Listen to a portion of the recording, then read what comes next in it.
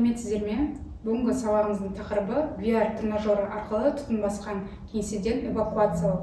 Сабақтың мақсаты студенттерге түтінденген кеңседен дұрыс эвакуациялау жоспарын үйрету және де VR тренажері арқылы төтенше жағдайлар кезіндегі қауіпсіз әрі реалистік форматта меңгеру. Сонымен қатар эвакуация жоспарын және де алгоритмін нақты орындай білу.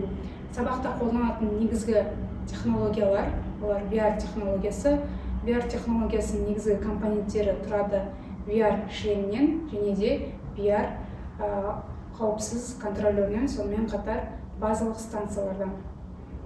Бірінші тапсырма бойынша өрт 3-ші қабаттағы кеңсе бөлмелерінде орын алады.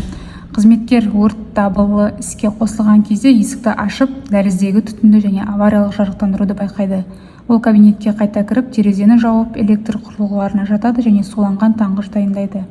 Дәлізге шығып, авариялық таблолар көрсеткен бағыт бойынша эвакуация жолына бет алады. Жолда үрейленген қызметкерлерді көріп, оларды тыныштандырып және суланған таңғыш беріп, бірге қауіпсіз аймаққа эвакуацияланады.